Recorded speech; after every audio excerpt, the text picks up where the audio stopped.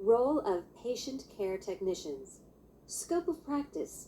Your scope of practice, also called the range of functions or job description, is the sum of the tasks your certification process prepares for and that your state and facility determine you may perform. Nurses are skilled in the rights of delegation, but there might be situations where your assignment includes performing tasks that are outside of your range of functions.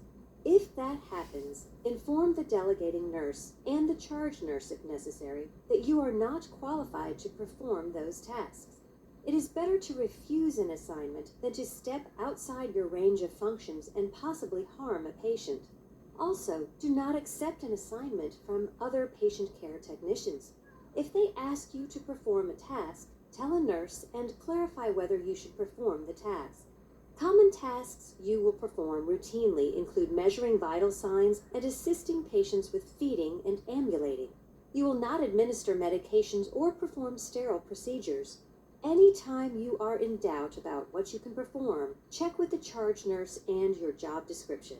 Following the chain of command. Every organizational structure has a chain of command that creates a clear line of responsibility from the bottom to the top of the organization. A good organizational structure lets everyone know to whom to report and what their own responsibilities are. When you have a problem to report, the chain of command gives you a direction to turn for assistance. If the problem is with a manager or supervisor, you might fear retaliation for reporting it. In that case, human resources staff can advise you about appropriate steps to take. Titles of staff members along the chain of command can vary. For patient care technicians in acute care facilities, the next step is usually the licensed practical or vocational nurses, then registered nurses, then charge nurse, then assistant nurse manager of the unit, then nurse manager of the unit, then nurse manager or supervisor of the department, and finally the director of nursing or chief nursing officer.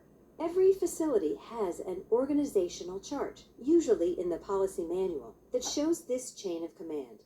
If you have something to report and feel your immediate supervisor is not taking any action or moving the information up the chain, make an appointment with the next person up the chain of command. If you still cannot resolve the issue, go to the next person, and so on. When the problem involves risk to a patient, it is especially important to follow the chain of command. Act as the patient's advocate until the right people take the right action to resolve the issue. Patient safety is your priority in these situations.